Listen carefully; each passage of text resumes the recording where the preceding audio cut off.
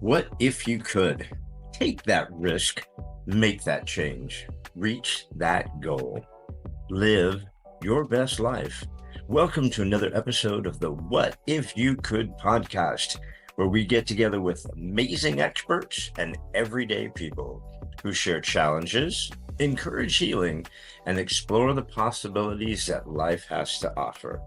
I'm your host, Gary Scott, and I'm excited that you're along for the ride. Hey, everybody, welcome to another episode of the What If You Could podcast. And today, from Long Island, are we on Long Island? Long Island. Long Island. We're all the way from Long Island, is Jason Mayo. Hello, Jason Mayo. Hello, how are you? I am good, buddy. I'm good. I want everyone to get to know you real well. So I'm just going to go ahead and fire off your bio if that's all right. Sounds good. All right, guys, we have Jason Mayo is the author of In Case of Emergency, Break Childhood, a Gen Xer survival guide to anxiety, addiction, and accidental enlightenment. He's also the founder of Sober, Not Subtle, a storytelling and advocacy platform dedicated to breaking the stigma around addiction, recovery, and mental health, and a contributing writer to The Sober Curator. Jason is a certified recovery peer advocate. He serves as a community outreach coordinator at a recovery center on Long Island, where he facilitates a weekly dads group, runs sessions in the county jail, trains people in Narcan use, and speaks at schools about his lived experience.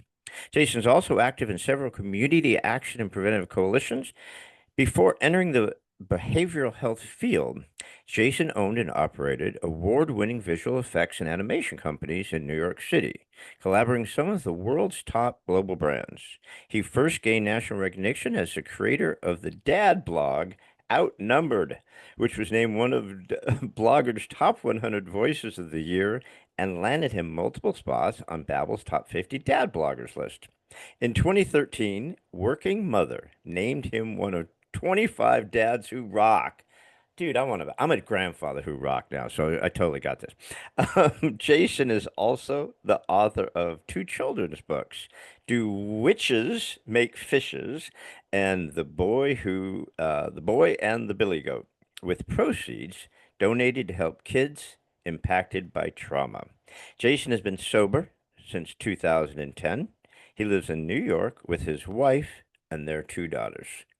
That's all good stuff, man. God, that's all good stuff. I'm excited about this. Like I said, I'm pretty familiar with sobriety now and crazy addiction stories and things like that. You've kind of taken it to a whole nother level. Can't wait to jump in, but like I mentioned, we're the What If You Could podcast. So I asked all of my guests, Jason Mayo, what is your what if you could? Aside from the what if I could have your voice and tone, then I don't know. That's pretty much all I could think about right now is I want that voice. It's got like a nice baritone to it. It's like feels good. Feels good. It's like a radio Dude, I thing. had now that's so sweet of you to say because I used to honestly have a voice that I said I could. I don't have a. I have a face for radio, and maybe I have a voice for radio, but I had throat cancer, and they went in and cut out my tongue and my throat and shit. Right, so now I have this lisp that I'm I very conscientious of, and people say I don't hear the lisp, but I can hear it. Yeah, it's you know what Thank for you. me, like radio voices, the best radio voices and the best announcer voices are not perfect. Like the tone has to be really, really good and nice and gravelly like yours, but there's got to be something that gives it character. So I just think you have all of that. And so what if you could? No, it's just like anyway, sorry. We're gonna stray away a lot tonight. I'm telling you. This is There's a just couple squirrels in this room, so we're yeah. screwed, people. No. Oh man, that's a great way to start a conversation. I feel like the what if I could, I feel like I'm living it right now, right? I mean, if you asked me that question 3 years ago, I think my answer would probably be what I'm doing today. I don't know if that makes sense, but before I switched over careers, I was, doing this visual effects and animation thing and, making commercials and commuting back and forth to New York City every day, working 15, 16-hour days, never saw my family. It was just really stressful. And, even the commute alone just takes a lot out of you. And I was just burnt. Like, and when COVID hit, um, I started detaching, right, from the business that I was in, which was horrible because I owned the company with two other guys. So if one of the owners is starting to detach, that's not a good thing, right? And but for the longest time, I've wanted to do something that was more fulfilling and something that felt more purposeful, and I just wasn't getting that from this. And I had been, sober for 12, 13 years already at that point, and for the longest time I had this whole I didn't get sober to be miserable, and all these other components of my life were good, they were all firing, and I just was not happy and it was draining me. So, I would say, well, if I could only, leave this business, if I weren't so afraid and fearful about not making enough money or letting down my family or starting all over because I'm in my 50s and nobody's going to want me and I have no transferable skills. If only, if I could, I would do this, this, this, and this. And, I had a conversation with my wife in the middle of COVID. I was like, I just don't want to do this anymore. I'm really unhappy. And she's like, we'll figure it out. You figure out what you want to do and we'll figure it out together. And, my wife's a teacher, so, she's my sugar mama now. She's, got the stable teacher job thing. And, but I started researching and talking to people about what I could do that would help, make me feel, like I said, more fulfilled. And the first place I started looking was I started to talking to sober friends that I had, and sober friends that I knew were in behavioral health or they were nurses or whatever it is. And somebody suggested that I talk to a woman that was a peer advocate. Some people call it like a recovery coach, but here in New York, it's called a certified recovery peer advocate, which is basically just someone with lived experience in, different types of things can, sit down and talk to people and help them. And, I'm sober. So certified recovery peer advocate has to do with lived experience in sobriety and recovery. And I went to this local place, this not-for-profit recovery community outreach center, and they took like 2 hours to talk to me about the profession. And everybody that works at this place is in recovery. So I was just like, I walked out of there. I was like, I have to work there, just with people that get me, people that care, people that want you to feel okay, people that don't want you to work too hard, that kind of stuff. And so that became the, what if I could? Like I am. That's what I'm doing now. And I'm super, super lucky to have a wife mainly and a family that supports me and is okay with me, trying to find what I want to do that's going to make me happy. So that was a long answer, but that's kind No, no, no, no. It was an awesome answer because it exposed so many things, right? It flushed up so many things. Number one is, I think as a man sometimes, or as a provider, could be the man, could be the one, whatever. One of the biggest challenges that I know I've faced is you want to be able to do everything. You want to be the provider. You want to be the one covering everything. You want to be taking care of the family. And sometimes you need a partner to step up and go, I got this. of, yeah, I've got you. All right. You gave us this great life. You did whatever. We were a team, we're partners. Now I'll cover this and you go find your shit. yeah, Right? I mean, so you having your partner, kudos to your wife for going, hey, I got this. We'll figure this shit out, right? yeah. That's a blessing in itself. But the other thing that made me laugh is uh you didn't get sober to be miserable. I mean, how many people do you know that have gotten clean and sober that you go, dude, just go back doing drugs and alcohol because you suck as a sober person? Yeah, I mean, the whole thing is with being in recovery is Yeah, I learned, it took me a while to learn this, but you can easily put down drugs and alcohol if you put your mind to it and you have help and a network and all these things, but you're not going to change unless your behavior changes. So, for me, I had to really change my behavior. And I know I feel my behavior's coming back sometimes if something's bothering me and I'm not talking about it, or something's weighing on me. And what happens is I don't drink or do drugs anymore, but I might eat 50 Oreos. And then at the end of the night, I'll be like, oh, why did I do that? I'm never going to do that again.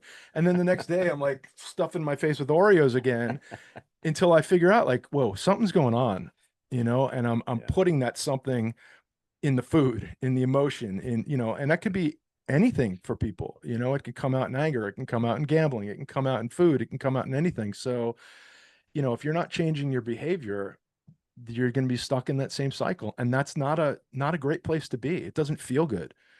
I mean, Yeah. Oreos are You know, you delicious, you, but you talked and you talked about that. You talk about numbing out. That I love that one line that you said just about, the trying to say with the people who you loved, for the numbness you craved, mm, dumping the people that you love for the numbness that you crave. And yeah. it could be anything, man. Addiction could be porn, Hmm. food, gambling, Yep. cheating, alcohol. I mean, literally like buying too much shit, Hmm. shopping, online stuff. I mean, it could be anything, right? I mean, it doesn't have to be. People think of addiction as, oh, just that drunk or whatever, but it's Yeah. not.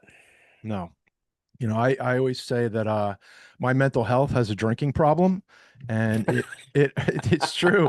It always had. It always had. Mental health is like that gateway drug, right? That's Yeah.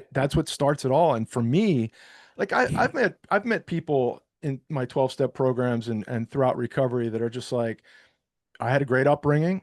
I was never stressed, I was never depressed, I was never anxious, but I just couldn't stop drinking. And that's fine, but I couldn't stop drinking, but it ran much much deeper than that, and for me, it was feeling sort of less than, out of place. Parents got divorced when I was really young, world was turned upside down, had that trauma as a kid, but didn't realize it was trauma. I was just like, even in adulthood, I'm like, my parents got divorced. Like, I didn't come home from war with my legs blown off. And I seriously, like, I wasn't a survivor of domestic violence. I wasn't, a first responder at 9/11. So I was like, I didn't have trauma, but what I learned is, like, trauma is perceived, right? And when you're 8 years old and everything changes, and your mom's now always yelling, you have no money, and your dad disappears, and like, that's, can I curse on this podcast? Oh, could we Of curse? course, heck Yeah, yeah. that's fucking trauma, right? That's fucking trauma. And what happened is, at 8 years old, I shut down and I stopped communicating, and I never had anybody to teach me, and I wasn't willing to listen. I never developed, that mental capacity to process things that were going on. And when I found alcohol and drugs, that was my answer. It became my medication, until it was poison. And that's what it was. It was medication, because it was making me, better, which is, I didn't have to feel anything. But it started long before I touched a drop of alcohol or a drug. I was in trouble from a very young age. So, Yeah. There's a line that I think everybody of our, I'm older than you, but we're in the same era, right? And there's a yeah. line that you said that just hit me, that everyone will get this, all of us who are from this era, is the latch key, Mhm. a kid, and a comes. I mean, it's Yeah. Gen that's X, baby. how we grew up, right? It's Yep. like coming home. It's like, where is everybody? Is there any food here? And I it's don't like, know. all right, cereal for dinner again, or for me. God forbid I took one of my dad's can of Denison's chili Yeah. because he would kill me, right? But I had to. There's no fucking. I mean, yeah, it's like toaster leavings. I'm taking the toaster and shaking it up. Yeah. I mean, listen, TV dinners was a big thing when I was growing up. The Yeah. Salisbury steak with the mashed potatoes and Oh, the little oh, chocolate cake that's there. Like you're that's what killing me. I grew up on that stuff because my mom was working, you know. My mom was working. Me and my brother let ourselves in after school and we just filled up like that huge Tupperware with honeycombs and milk to the top, and you ate the whole box until the milk was gone. And we were just watching Three's Company, you know, and Gilligan's Island and Brady Bunch and all those, you know, crazy things. And but listen, it toughened us up, right? But I think also with you know guys like me and you who were like in that age group, we were toughened up, and we were also taught like you know just suck it up, pull up your pants, and just do it. And you know, I think that's why our kids also are, I don't want to say everybody's kids are spoiled, but like my kids, like because we want them to have more and we want them to not have to be alone. I smother my kids. They hate it. Like I'm the most Well, because we annoying, needy dad. remember, but we remember that what people don't get, a lot of people don't get is, or they don't want to face it. They'll look at a lot of other things, but they won't admit the loneliness Mm, and the desire to be loved, right? It's yeah. like, I'm so fucking lonely. And I just, I get a hamster or something to fucking love me. And it's hard to admit I'm lonely, Yeah. because we all want to have this persona now and the masks and the shit on our face on the social and Yeah. but there's a deep loneliness. And when Yeah. you're a kid, when you feel that, man, like you said about numbing out, it's like I'll look for any way to not feel this anymore. Yeah. Yeah. You know, you say loneliness and it makes me think of, you know, my whole life. Um, I think because of my parents getting divorced and me really having no real clear example of how a relationship should work or what a relationship is. You know, there was a lot of like I'm close with my mom now and I'm close with my dad. So, you know, we've done a lot of healing, but you know, back when I was growing up, like that house was like there was just indifference, you know. My mom was Yeah. angry because my dad wasn't there and she was talking bad about him. And, you know, I was just like blasting heavy metal music, trying not to feel anything. But you know, I think what really struck me is I was talking to my therapist. I haven't been in therapy in a couple months. I probably should get back there. But I was talking to my therapist and talking to her about like throughout my whole life, I feel like I have a problem showing love and giving love, right? Because I feel like I never really learned how to express that emotion. And every time I feel like things are getting too serious, you know, I would always pull back, right? Because I don't want to be vulnerable. And she said this to me, and this blew my fucking mind. She said, I don't think your problem is being able to give love. I think your problem is being able to receive love. Yeah, And I was man. like, ugh. 100%. I was like, oh my God. Like I never thought about that, but it makes so much more sense. You know, I'm good at being romantic and good at like showering people with love and affection. But the second somebody wanted to try to get closer to me, I was like, they're not going to get, I don't want to be close to them. They're going to, you know, they're going to discover I'm broken. I don't want that. Yeah. So, And you know where else that manifests, Jason? She totally nailed it, by the way. Of oh course, she's yeah. a therapist, so she knows. But you know where else it manifests is the challenge to ask for help. Ugh, Asking for help is like, fuck, dude, I'd rather just die of yeah. starvation. I'd rather, it's like someone has a piece of cheese sitting there to give to me. And I'm like, I'm cool. And they're like, dude, you're dying. I'm like, no, no, I got this. I'm all right. You know what I mean? It's like Yeah. asking for help is like death. I Yeah. don't know why that is. And I think it comes back to the, you know, the guy thing also.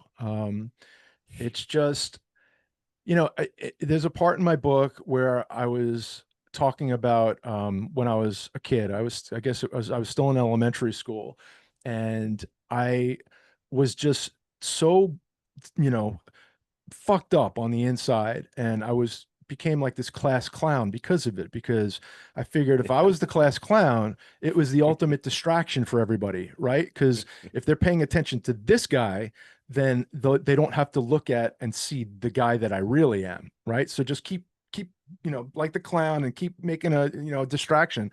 But I was saying that all I wanted, was for somebody to ask me like, "Are you okay?" And how many times have you been in a bad place or a dark place and somebody says, "Are you okay?" And you're like, "I'm fine." I'm fine. And I say like, I just wanted somebody to ask me again, right? Like ask me once, I'm going to say I'm fine. But if you say, "Really, like, are you okay?" I just wanted somebody to ask me again because I wasn't fucking okay, but I did not know how to answer that question. Embarrassment, shame, whatever it was, it was hard. And that's why the tears of the clown is such a Yeah. prominent thing, Hmm. because most clowns, they use that like it's like Robin Williams hits me all the fucking time. I mean, here's this guy who gave so much joy, so much love, made people so happy, and he's miserable, he just Yeah. but he gives and gives and gives and gives and gives. And it's that bizarre thing of we're hurting. Like had a great podcast with this gal named Jocelyn J. Jones. She's a pastor, and she was just hurting like that, right? And one day she just goes to the women's restroom. She's washing her hands, and just an acquaintance says, "So how are you, Jocelyn?" And she said, Gara, I swear, I just threw up all over her." I'm like, "Well, I'm not good." And blah, blah, blah, blah, blah, blah. And she Yeah. goes, "I'd never done that before because I did the automatic. How are you doing? Oh, I'm great."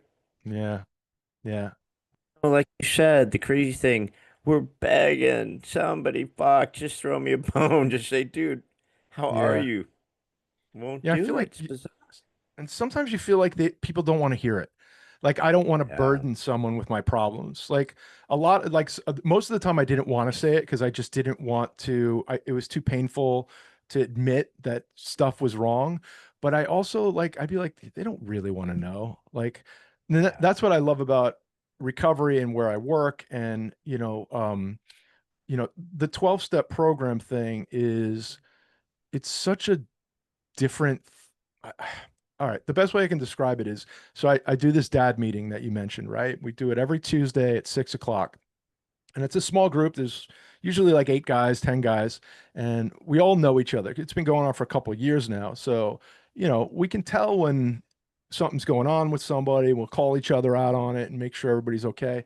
But I sometimes I just sit there and I go, guys, what we're doing right here, like 8, 10 guys just sitting here and talking about like emotions and crying and like hugging like this is not real life, and if we weren't all so fucked up, we would never have the opportunity to experience this, you know what I mean? Like because if I went through life never admitting something was wrong, I wouldn't have the opportunity to have these experiences. But thank God I was a drug addict and an alcoholic and depressed because I found something that can help me, and this is what I get to do now and experience. And again, thank Oh, I God. love it. And it comes down to, it comes down to I was talking to this one dude, and he has a group like that there. He pulls these guys in, and he just calls them out, because it's like, dude, if you're not going to play all out, if Yeah, you're going to carry that same bullshit into here that you're playing out there, just don't bother coming anymore, yeah, because we're here to bring it. And it's so great that you've got those group of guys that just like bring it, cry and hug and just because there's very few safe places for men, yeah, especially now. I mean, men are hmm, getting their ass kicked, right? And yeah, so it's a real challenging place.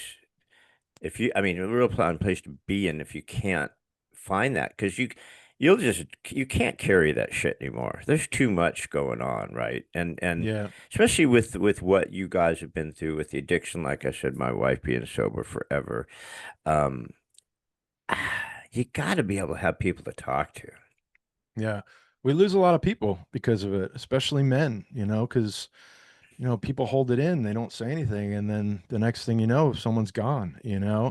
And In the time that I've been sober, the amount of like wakes and funerals that I've been to is whether it's, someone killing themselves or overdose, or it's ridiculous, and it's hard. It's hard. I'm just grateful that, I had people to show me that it's okay, right? To talk to Yeah. people and it's okay to let things out because it wasn't always like that. And I can't picture how I probably wouldn't be here if I kept going the way I was going.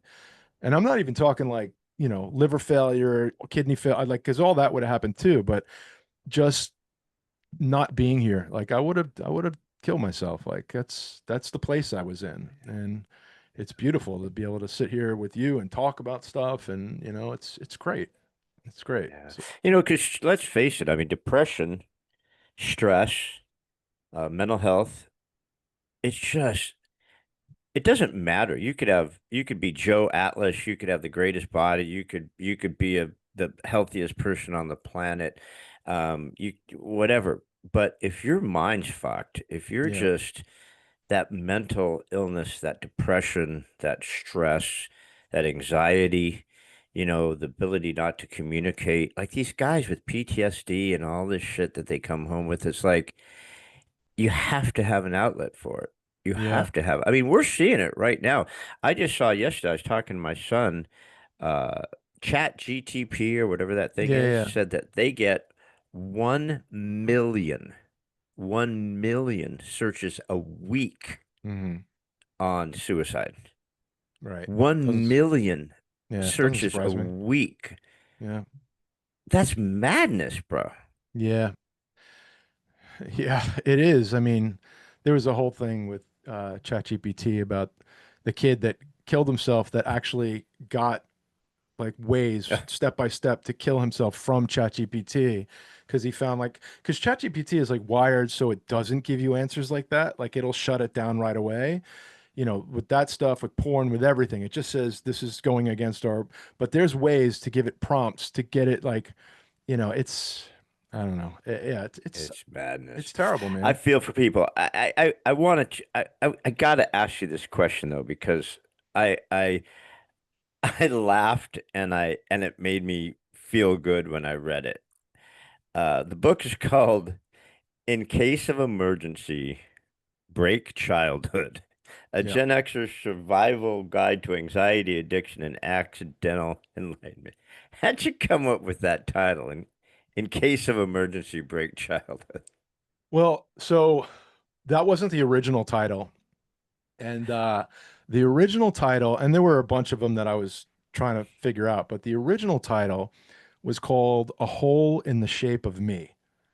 And, I was using that. And then it was a variation of that subtitle that is now, but it was just maybe depression instead of anxiety. It was just a little, mixed up a little bit. But in the whole a hole in the shape of me, I really love that image, right? Because it's like there's a void. I do too. Yeah, there's I a love void, that there's title. an emptiness and all this stuff, and it's me. Like there's no getting around it. It's I can't blame this, I can't blame this. The whole is me.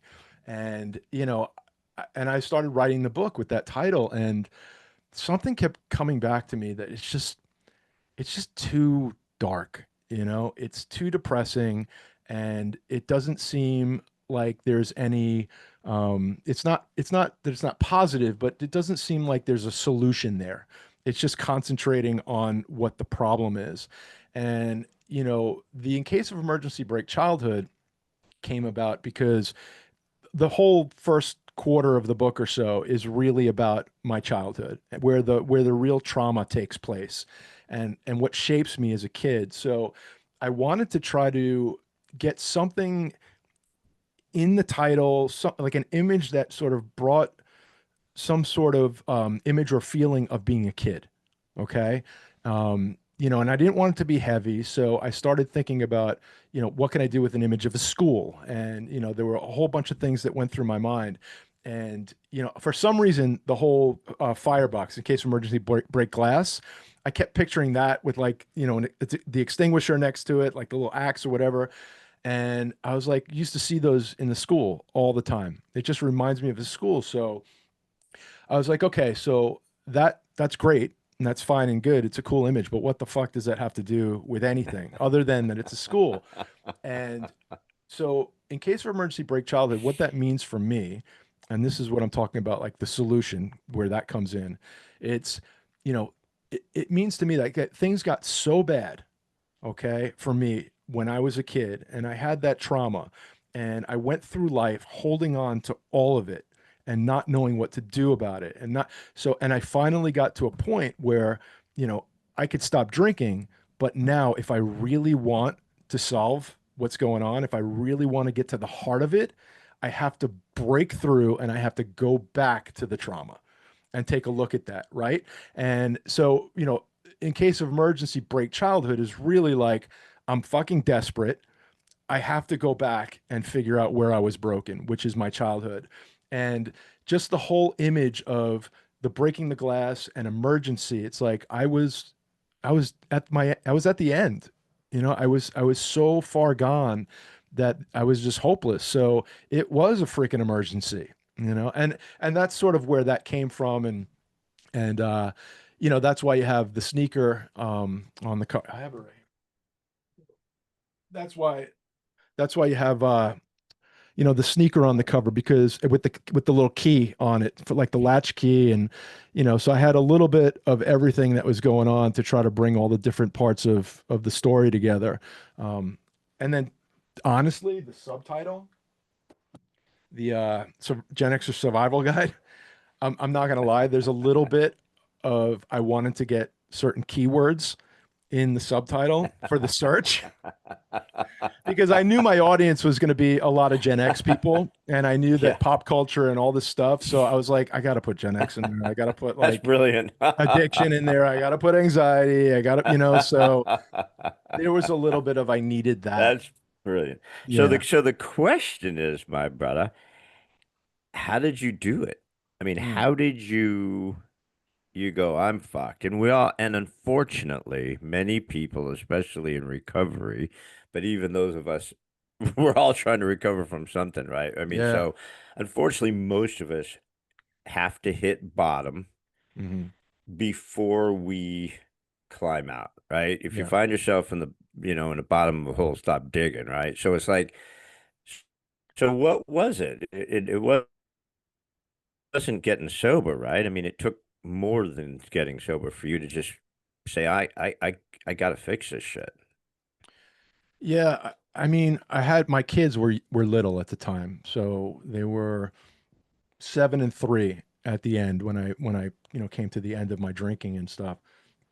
And you know, I worked in an industry that it was culturally acceptable and even encouraged to go out and get fucked up, right? Like everything was about entertaining Yeah. clients, about, you know, people were smoking weed in the office and doing you know, like that's what the business was, production, post-production. So, you know, that naturally got progressively worse and worse and worse and worse. But what was happening was, you know, I was like not coming home at night, you know? So I was using, you know, things like that as an excuse to just make people think that numbing was okay. Like if I could say to my wife, like I have to go out with clients. Of course I'm going to be drinking. You know, of course I'm going to get, you can't get angry at me. But what was happening is like, you know, my wife would call me and I wouldn't answer the phone. I'd be out with my clients. I'd tell her I was going to be home by 8 o'clock. And then 2 in the morning rolls around and I have 18 missed phone calls. And I'm like, what's the point in answering now? Because she's just going to be mad at me anyway. And, you know, the next thing I know, I'm like in the Penn Station bathroom puking. And then the next thing I know, I wake up in bed and my wife is, you know, freaking out. So it got to the point where it really started affecting my family, to the point where, you know, there wasn't a lot of, love in the house and there was a lot of anxiety. Like my 7 year old, she was like picking at her eyebrows. She was like rolling her wrists. She was like doing like she would have like twitches, like shit was going on, you know, because kids, you know, they don't know exactly what's going on, but they're very perceptive. And it was really starting to You affect. can't bullshit kids, brother. You can't No. hide it. You can't bullshit it. They pick up vibes real fast, real hard. Yeah. Yeah. No, it was the barometer was there and the radar was there. And I just, it to me it was in a very emotional bottom because I had all the typical physical bottoms, right? I had tons of them. And but for me, it really got to the point where, I just was looking in the mirror and I would look at myself and I'd say, what the fuck is wrong with you? Like, why can't you do this? I would have this conversation with myself every single day. I'd say, you have a wife that loves you, two beautiful kids, you have your own business, you got a house, you got the car, you got the 3,000 Facebook friends, you got like everybody thinks you're doing great but you hate yourself and you don't want to be here anymore. And I I don't know. I knew I couldn't keep drinking and doing drugs because it wasn't even working anymore. And I knew I couldn't keep living the life I was living emotionally because I was just stealing so much emotional security from my family because I was walking around like a zombie. And, it was just, I don't want to give away the end of the book, but, I got to a moment with my wife where we were seeing a marriage counselor at the time because things just weren't good. And I just was like, I gotta like talk to somebody. Do you mind if I go see the marriage counselor by myself? And she said, sure. And that night was like the first night in my entire life that I ever told the truth. Like I looked at her and I said, I can't stop drinking, I can't stop doing drugs, and I want to kill myself, and I don't know what to do anymore. And I just started freaking crying, like hysterical crying. And I hadn't done that in so long. And I, I didn't feel that much better after, but I felt different, like I felt like the weight, at least a part of that weight was gone. And she told me, she said, why don't you try a couple of things? Like you're self-medicating, that's apparent. You might have depression, some anxiety, and this is your way to cope. I'm going to write you a recommendation for a psychiatrist because you might need some meds. And I want you to go to an AA meeting and just try it. And I was so desperate that I was like, whatever you tell me to do, I'm going to do. And, the doing those two things changed my life. I never wanted to be on meds because that's like giving up, like I'm a man. I don't need freaking medication. That's side effects, all this But you stuff. were you were already self-medicating your ass off, bro. So you know that. Absolutely. So it's like what was Absolutely. one medication over the other. But I swear to God, that truth, man. I mean, you were looking at yourself in the mirror and telling yourself the truth. The Yeah. challenge is you didn't want to accept the truth, Yeah. even though you were looking at yourself, because there's something about truth and honesty.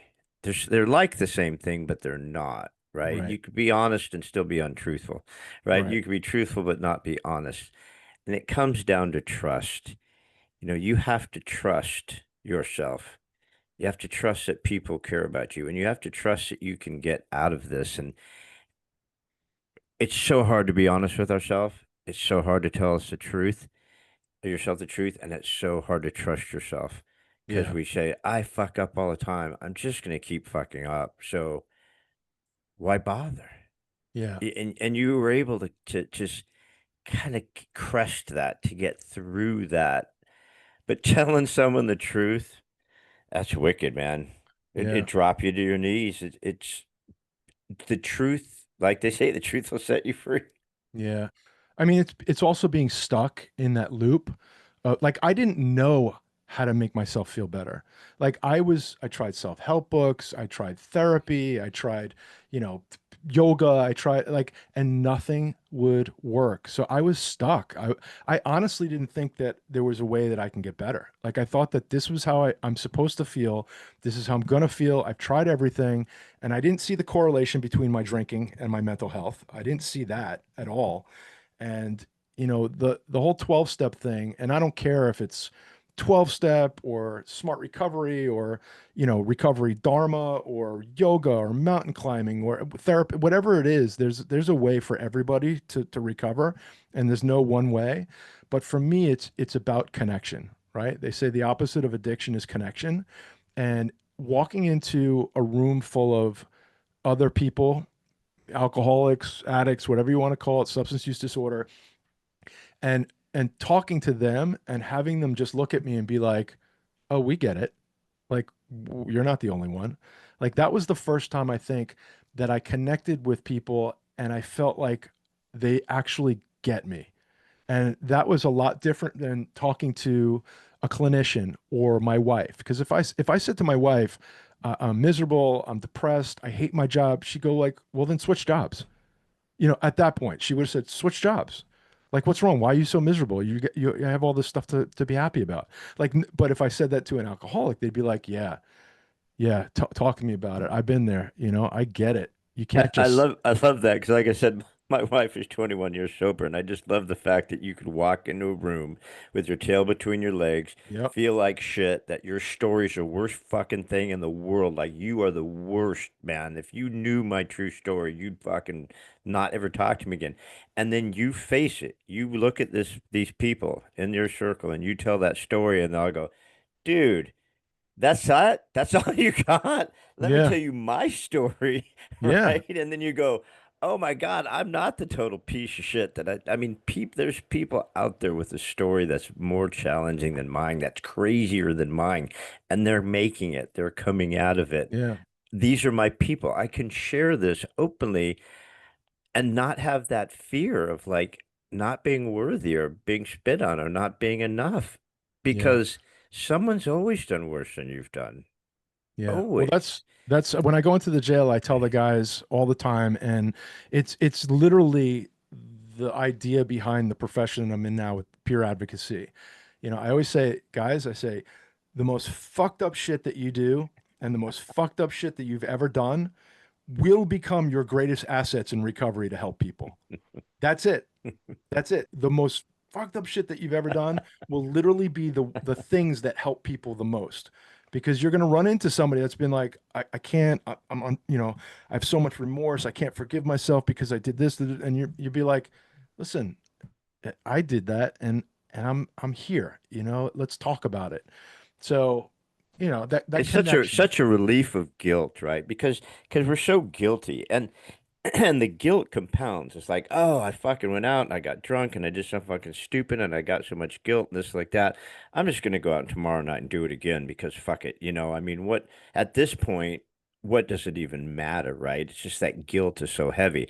And you meet other people who remove that guilt. They're like, dude, why are you that bro, that's dude, we could clean that up. We can come Yeah. out of that. Don't beat yourself over that, for Christ's sake. I mean, and it's that like that communication. I love what you said. It's just the addiction, the opposite of what's it? The opposite of addiction is connection. Is that what you said? Yeah. The opposite Yeah. of addiction is love that line. Yeah. It's not original. I've heard, and I heard it from someone or somewhere, but it's what it is, and I think that the one thing that, and this could be a whole nother podcast, but talking about stigma as one of the reasons why people don't seek help because, the fear of being judged or, ostracized or outcast or whatever it is, like the last thing I wanted to do is go up to somebody and say like, "Hey, listen, I think I have a problem with drugs and I'm depressed." Yeah. Like if I said that to like a coworker or my business partner, like they're not going to trust me. This is what I was going on in my head. So, and that's one of the main reasons, if not the main reason why, I decided to write the book and I do the Sober Not Subtle website, which is to normalize the conversation around all these things and start the conversations that everyone should be having but are too scared to start, right? Like that's the main thing. It's we have to be having these conversations. And I was doing a book reading a few weeks ago, and I was looking out into the audience, and there's a whole bunch of people there, and some of them I knew, some of them I didn't, and most of the people that were there, I'd say 75-80% of the people that were there were not in recovery. And they like their exposure to recovery, some of them, the first real exposure to recovery was the book. And it was so interesting after the reading to have an open conversation with people that were asking me questions about my depression, about the anxiety, about the trauma, about the drinking, and like simple questions like, well, why couldn't you just stop? Like that's such a question that somebody that doesn't understand substance use disorder should ask. And not like a like why can't you just stop, but like why couldn't you stop? Like I love answering questions like that because it means that people are listening. So, that's been, I think, probably the most important thing to me doing what I do now. And the Sober Not Subtle, all it is it's a website where people send in their stories, and it could be people that are affected by substance use disorder or addiction or mental health, people that are facing challenges themselves, clinicians. I've had people write articles that have lost loved ones to drug-related deaths, like horrific, horrific stories. And, just people turning that pain into, I want to say passion, but it's really turning that pain into power. So Yeah. it's, I that's such an awesome thing because I think it gives people, the ability to just have an outlet and stop beating themselves up. mhm, Right? We just love to beat ourselves up, man. It's not just like we're already down, but do we got to kick ourselves when we're down? It's like we're our own worst enemy when we get in yeah, that spiral, right? We just get in that spiral of the hate, the guilt. We hate ourselves. We feel guilty. We're letting people down and we just beat ourselves up. So the answer to beating ourselves up is let's just do more drinking. Let's just do more yeah. drugs. Let's just, well, fuck it. I'm a loser anyways, right? And I beat myself up all the time. I'll still have a flashback from something I did in third grade and fucking beat myself up about Yeah, it. right. Right, exactly. Because you hold on to shit, and it's hard to tell somebody like, don't worry, you can get through this, or because I might empathize with somebody, but it's very rare that I've gone through exactly the same thing, or I feel exactly the same as somebody feels. So, you always have to be conscious of saying, oh, it's going to be okay, or this and that.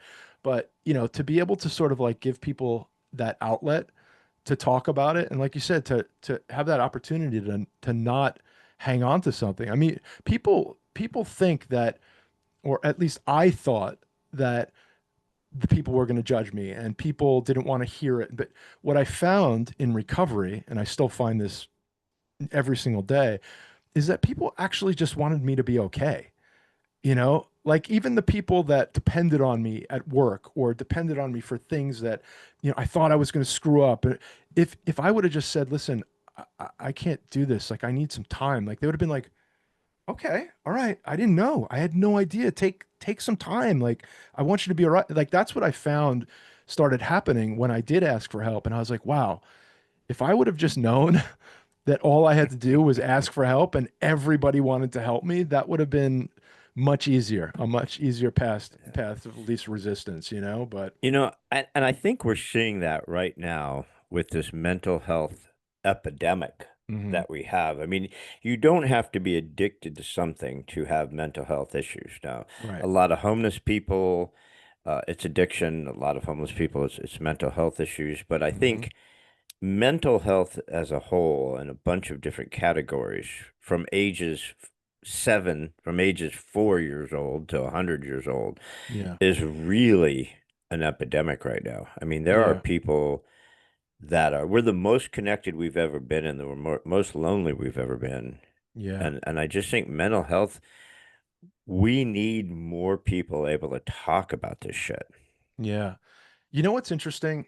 I was talking about this the other day with someone that, again, our generation was not used to talking about this stuff and still not, right? But ironically, the generation that now is generated, like my kids and like younger, even though they have the least experience connecting in person, like the COVID kids and whatnot, and the kids are always on their phone and, they always have some sort of device or they're connecting through video games or they're on TikTok and they're not really like they're talking to themselves, even though they're talking to, people out there. Ironically enough, this generation seems to be more willing to have conversations around mental health and addiction than anyone. And even though it's like maybe they're not talking face to face, there are people on TikTok and Instagram and Facebook, where whatever the Snapchat and all this stuff that are speaking about this. Like they're recovering out loud, I like to call it. And I'm not sure where that's going to go or how that works if you're just doing it online, but I think it's empowering people that see like an influencer that is talking about depression and mental health. It's empowering in the same way that kids want to like be a supermodel because they see a supermodel and they think in the same way, Hmm. if they see someone talking about mental health or addiction and it's okay, because there are a lot of these, there are like thousands and thousands of people on TikTok and all the social media that talk solely, it's called sober talk. Like they solely talk about sobriety and mental health. And it's weird because they're the generation that supposedly doesn't connect in person Yeah, about real yeah. things. But I feel like going forward, like maybe that's the start of something, where these conversations are going to be easier to have. And it's like it's interesting to see that the kids are talking about it more, I think, than we did for sure. Well, I think that's healthy. And I think less and less kids are drinking alcohol too. It seems Totally. like alcohol is kind of like lost its attraction for these kids. And I don't know if Hmm. they've, got tired of seeing you and me and their friends' parents hammered, Yeah. right, and puking up, Yep. or just the effects of it, or maybe they're just, I don't know, but don't you agree? Don't you think there's a lot less alcohol use now? It's a fact. It is a fact. I think it's like this generation, it's like in 20 something percent of them drink, maybe 30%. Whereas for us, it was like 80 something percent. But the thing is, like, because I always think it has to go somewhere else. It's not like somebody just stopped drinking and they don't do anything, right? Right now, weed, okay, Yeah. is being marketed as a health and wellness thing. Mushroom infused tea and drinks are being marketed as a health and wellness thing. So, and I'm not saying it's good or bad. It's there's always going to be, and there are people that can do that, and it's fine. But kids are drinking less, but they're doing more of other stuff. And people might argue that, weed is legal pretty much everywhere now, and maybe it's not as addictive or it's not, as dangerous, but that's not really true. I mean, and I Well, see it I all the I time. agree because it's still chasing the same numbness. It's Hmm. still chasing the same zone out. And I think the prevalence of weed is bizarre. Like in California, it's like, and I just think it's just like helping numb up the population, dumb down the population because it's not like you and me smoking some homegrown. I No. mean, this stuff is like synthetically modified alternate. It's just like, Yeah. holy shit, this is a pharmaceutical. You're not smoking a weed anymore. And Ye- I think because of the strength and that they'll put it in anything, hmm. yeah, I think you're right. And I don't know if that's the next good outlet. I don't Right. know if trading booze but like they say, five guys in a bar getting drunk will start a fight. Five guys smoking weed will start a band. So maybe, right? Oh So, man, I've never heard that. That's awesome. I like that. I'm gonna use but that so one. maybe there is something to it, and there is a lot of medicinal properties in the weed. But yeah, I think any search for numbness, like you talk a lot about, Yeah. isn't perhaps not the best way to go. Right. And again, like hopefully more of these conversations will be happening and people will realize that, they can like the thing that helps me or help me accept it is, and I heard this recently because I was always taught that, you know, um, having substance use disorder is like an allergy, right? Like it's just something that I have and I can't do anything about it. And like I wouldn't eat nuts if I was allergic to nuts. I can't drink but somebody, I wrote an article. It's true, right? But I wrote an article about eating Oreos, like we were talking about before, right? Yeah. And how I beat myself up over it, right? And I'm not drinking, drugging, but I beat myself up because I slip into these behaviors and blah blah blah blah blah. So somebody had read the article and she emailed me and she said, "Hey, listen, I don't know if you know this, but she's like, I read your article on the Oreos. I don't know if you know this, but there's DNA, right? Everybody has DNA, and there's a couple of strands of DNA. I think they're called DRDs. There's like I always get this wrong, but there's like six of them, right? But two of the six, if you possess that DNA, then it makes you more prone to risky behavior and addiction. So she's like, I would bet that you possess those two DNA, which Hmm. makes you more prone to risk behavior and addiction, which means that from the day you were born, you've been hotwired to do the things that you do and think the way you think. So instead of beating yourself up because you can't stop eating Oreos, accept the fact that that's the way you're hotwired and learn to live around that, right? Don't get caught up in it. Don't beat yourself up, but just know that it is what it is and there's nothing wrong with it. It's just the way you are. And now live around it. And I was just like, wow, like science makes sense to me, right? And it switched my perspective a little bit, you know? Like, Yeah. I definitely see it with alcoholism. Like you'll see a mom or a father, and then you'll see their aunt and their sister, and then you'll see both of their children, and you'll see this trend of alcoholism run through this family. So you wonder, is there a gene? Is there an alcohol gene, like an autism gene or a cancer gene? You see families that are ravaged by cancer, and yep. some people don't ever get cancer. You know, my first wife, it's like, gosh, she dies of cancer. It's like fucking 10 people in her family died of cancer. So obviously Yeah. there's something there. Hmm. But, you know, but like you said, in our generation, the way we grew up, I mean, there were kegger parties all over, garage bands. We were Yeah. smoking weed. We were just doing all sorts of stuff. And then some people just moseyed on. Just Yeah. it didn't affect them, and other people just went down that rabbit hole. So Yep. you're not sure who it's going to affect, you know. Right. But but but when you're fighting it, the people who are fighting it and who are existing through it, you know, a functioning drunk or someone who's really suffering from the abuse, they think people don't see it, Right. but trust me, people see it. Yeah. And they might not know what it is, but they know it's something, you know. Yeah.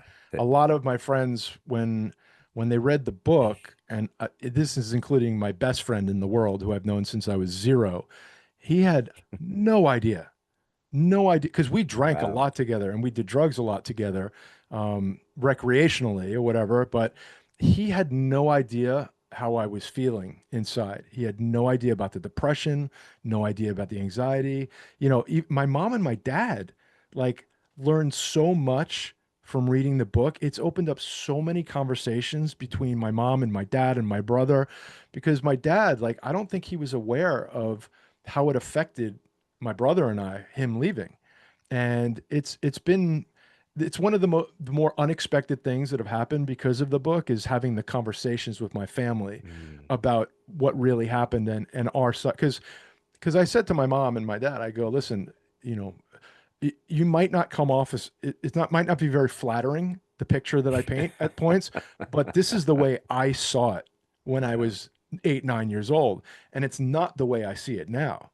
You know, people do the best they can with what they have at the time, but you know, even my wife was like, I never told her, like, I never told her I was doing painkillers. You know, she knew I drank, but I never told her I was doing drugs and pills and stealing her migraine medicine and her dad's painkillers from his car. Like, she had no idea. And she had no idea how much I was suffering, having suicidal ideation. She had no idea. So it's like, yeah, and this is someone that was living with me, who I'd known Yeah. since I'm 21 years old, you know? So, you know, they can Doesn't see that it, isn't but that the isn't that one of the toughest things? And it comes back to what you're talking about having that group is that just continues to exacerbate the situation because it's like, God, I'm such a piece of shit. They don't even know, mm, and they're so loving and they care about me. They know I'm drinking. They know they're not doing this, and I'm numbing out so hard, and I just can't tell anybody. God, I'd love to be able to just say, "Hey, babe, fuck, this is what I'm doing," you know, and yeah, I need help, and I'm just so fucked right now. You know, it's so difficult to tell someone, to admit to someone, not just that you need help, but how fucking bad you feel and how dark it is inside there. It's like it's so dark. I don't even want to tell you how dark it is because I don't want you worried about me, but yeah, I've just got to tell somebody how yeah, dark it is. yeah. I was like, I didn't want my wife to know how fucked up I was. because I didn't want her. I Yeah. thought that maybe that she wouldn't love me, you know, because it's not who she, it's not what she signed up for. You know what I mean? And there's Yeah, nothing worse than get that. feeling like that and having to pretend, like having to smile through it. You know, like whether it's going to work every day and dealing with clients, you have to be like, when you really just want to die, you know, that's Yeah. that's why it's, you know, being in the work that I do in the place that I work, it's like if I'm like even a little off and one of my coworkers sees, they'll be like, "Come with me," and they'll sit me down in their office and be like, "What's going on with you?" And I'll be like, "Nothing." They'll be like, "There's something." I'll be like, "Okay, fine."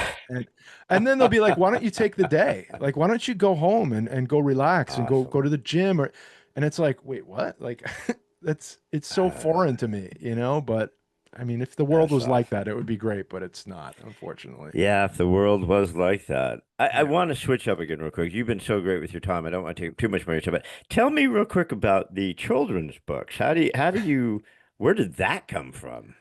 Ugh. Well, it stemmed from the dad blog that I was writing at the time. So the dad blog thing was interesting. It was started in 2008. And I don't know if you remember, but blogging was like the rage. And it Yeah. was all of the mommy bloggers were out there. So moms that were, most of them were stay-at-home moms that had, you know, young kids, and they were writing about like drinking wine and being horrible moms, and it was funny and this and that. But there weren't a lot of dads writing blogs about being a dad. So I was like, I'm gonna try dad blogging. So, fast forward, that became like a thing. And I would sometimes, write things that maybe didn't have to do with parenting and just funny stuff or whatever it was. And I wrote this, I said, wouldn't it be funny if I wrote a children's book, but it was really for adults? And there's a lot of those out there now, right? But Hmm. so I wrote this story that Do Witches Make Fishes. It started out as like a really inappropriate story for adults in the form of a children's book. And, and it was up there and it might even still be up there. And, I had a friend, my best friend at the time, who got sick and got cancer. And, this is a kid I grew up with and we were best friends. And we had season tickets to the Ranger games together, the New York Rangers. And when he was going through his chemo, and this is a guy, he was my size, but he was a little bit bigger. He's athletic, good looking dude, looked like a Matt Dillon, And it was going to be opening day for the Rangers. And I promise this, we'll get back to the children's book, but it was going to be opening night for the Rangers. And he didn't know if he can go because he was in the middle of chemo and he had a morphine patch. Like he was not good. He was 136 pounds when he was like 185. Yeah, you know the deal, right? So I said, if you can go, go. If you can't, it's fine, but I'm going to hold the ticket for you until that night. And the night before the game, I was like, you know what? I want to do something like special if he does get to the game because I don't know how many games are going to be left with me and him, So I called my account executive, who, my season ticket guy at the Garden, and I said, "Do you think I can like talk to somebody about putting his name on the scoreboard or something?" And for some reason, I don't know if you remember Adam Graves. Oh He yeah. he Yeah, won yeah. the Yeah, cup with yeah. the Rangers. He still works for Yeah, the yeah, yeah. Rangers. Like the greatest guy in the world, right? I said, "Do you by any chance have Adam Graves's email? Because I know he does a lot of charity work and he's always Yeah. doing stuff for the community."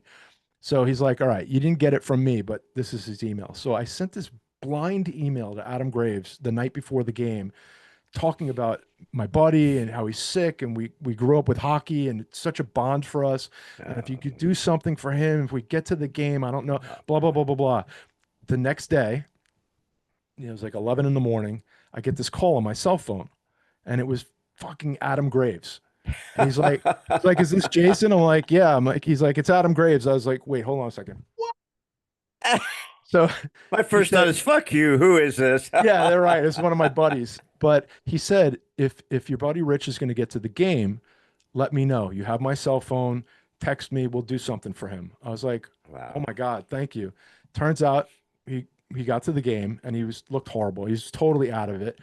And Adam Graves, he sent the guy down to our seats to come get us, go all the way up to one of the suites, and we got to watch the game with just Adam Graves. It was me, my buddy, and Adam Graves. And when I say tears, like when my buddy realized what was going on, like we were all hugging and crying, and until the day he died, Adam Graves was in touch with, and he even called me when he found out that he passed away. But I decided to take that idea of a children's book, and it changed my life. I said, I want to give back. Like I have to give something back because this guy just did something for me that he did not have to do. So I was like, you know what? I'm going to fucking write a children's book, and I'm going to dedicate all the profits, all the proceeds, everything to the Garden of Dreams Foundation, which is a charity that works side by side with Madison Square Garden. And it's almost like a make a wish thing, but through the garden. And Mhm. so I wrote the children's book, and I got really involved with Garden of Dreams, and I would, do the Christmas parties for the kids in the hospital, and I would go around reading the book, and Adam Graves would come to the hospitals with me sometime. It was beautiful. But so that's where the children's book thing came from. I didn't intend to write a children's book, but it was the kindness of him that inspired me to do something with it, and I felt like that was a platform that I could use to try to do something. So that's where that What came from. a great story. My God, that's fucking a great story.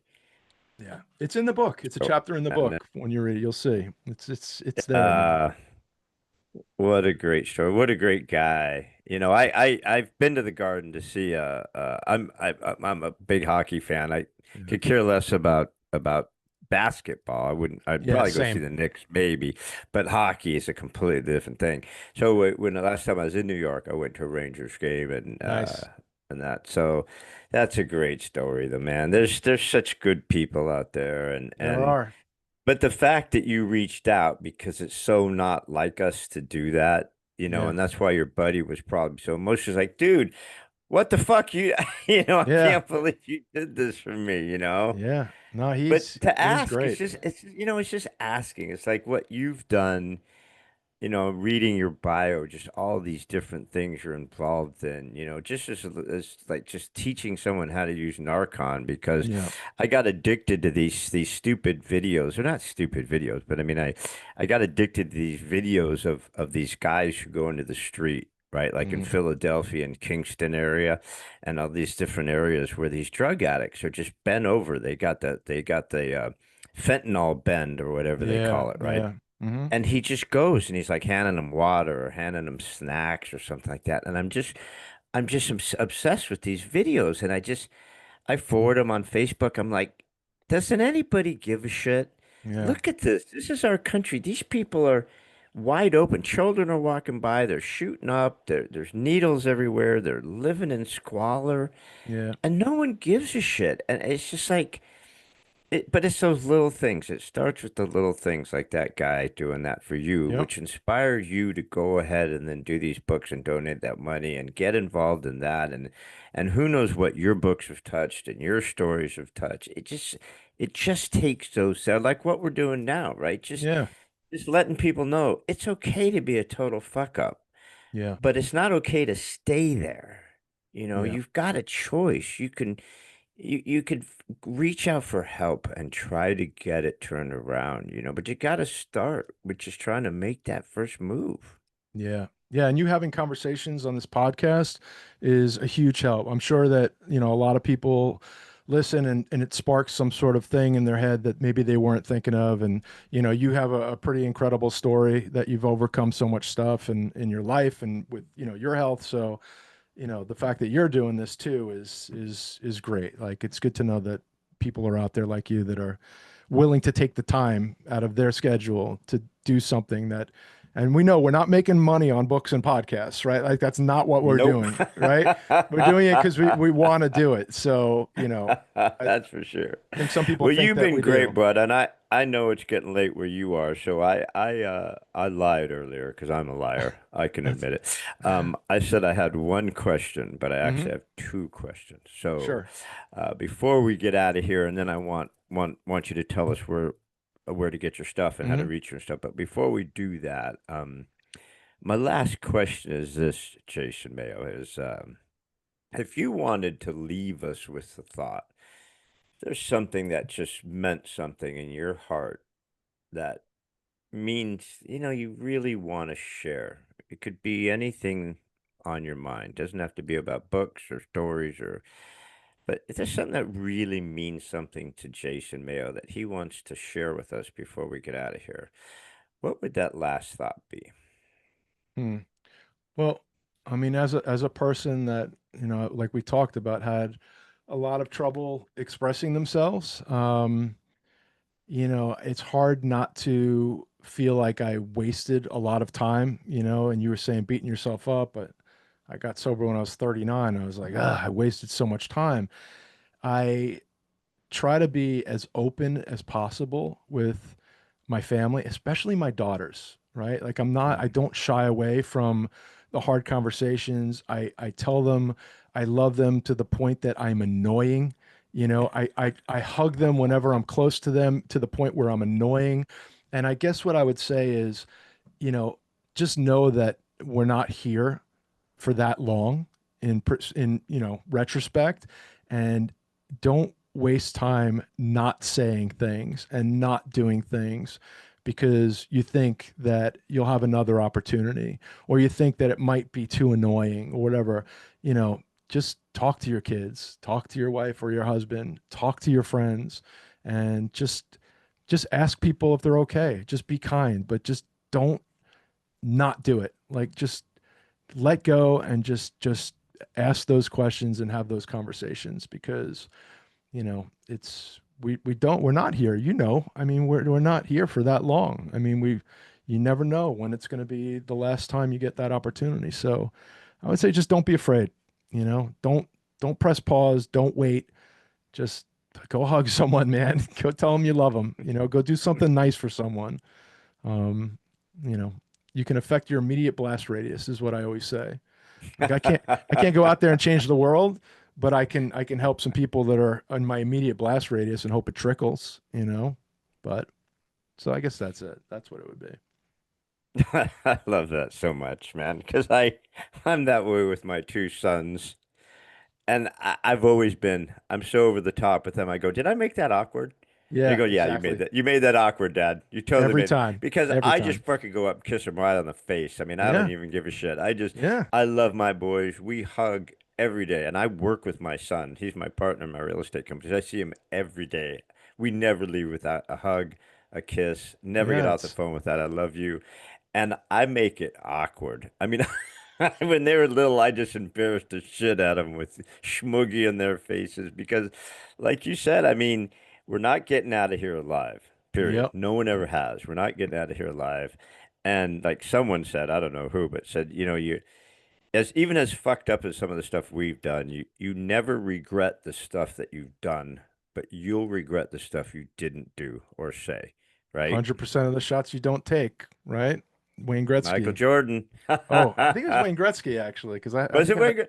yeah, I think It it could was have what been. They're I have both the greatest. So I have an old ashtray that has it in there and it says Wayne Gretzky. So that's my then source, I'll but go with Gretzky. I'll go whatever. with they're both the GOAT, so it They are doesn't both matter. awesome. I'll go with Yeah. Gretzky. I fucking love Gretzky. But you've been awesome. You've been awesome, brother. This has been I knew this was going to be a lot of fun, and I'm glad it turned out that way. Thanks, So man. everybody, before I let you go, we've got Jason Mayo. He's the author of In Case of Emergency Break Childhood, a Yeah. Gen Xer survival guide to anxiety, addiction, and accidental enlightenment, among so many other things. So, Jason, where can we find more of Jason? Where can we see more of Jason? Where can we get your stuff and keep in touch with you? Well, the you can get the book right now anywhere where books are sold online. So Amazon, Barnes and Noble, Apple Books. You can get it on Kindle or in paperback, Walmart.com, wherever it is. You can grab the book. And also you can find me on sobernotsubtle.com. And like I said, it's a platform for people to, we're amplifying people's voices in recovery, talking about mental health. So if you want to send in your story, you could send it to sobernotsubtle.com. There's resources on there. There's a list of great podcasts, which I have to add your podcast to the resource list. So yeah, sobernotsubtle.com. You can find me there, and check out the book. Hopefully you guys get something out of it. Now you're on Facebook too, though, right? Didn't we connect on Facebook too? Yeah, we Because you, connected you on do a Facebook. lot of cool stuff. You do a lot of good stuff on Facebook, by the way. Thank I you. like your Thank you. Facebook page. You're out, you're not just posting random bullshit and selfies and stuff. I mean, you're trying to get engagement on your Facebook page. Yeah. Saying, guys, this is a community, and I like that a lot about your Facebook page. You're making it a community, which is what it's supposed to be. Yeah, thank you. Yeah, we have a group now for the book on Facebook. So if you search "In Case of Emergency Break Childhood," the group will come up, and trying to use that group as a way for people to have conversations that maybe you wouldn't just put in a normal comment section, right? So you can come join that group and talk about the book or just anything you want. It's been fun. Because let's face it, if you're from our area, you're fucked up. It doesn't matter Yeah, what. You've got something. and we'll wear it as a badge of honor. That's Exactly. okay. We've all eaten those Cheerios, man. It's With okay. just whatever. Yep. Well, you've been awesome, Jason. This has been a lot of fun, and I know that people will look out for you and reach out to more stuff, and I think this was a blast. I'm so Thanks, grateful that buddy. you I joined had me, a lot man. of fun. I had a lot of fun. Right on. All right, guys. Look for Jason Mayo, and we'll see you guys next time. See ya. Thanks again for joining us on another episode of What If You Could podcast. Please subscribe, like, share, and give us any feedback. We'd love to hear it. And remember, if you can dream it, you can do it. See you next time.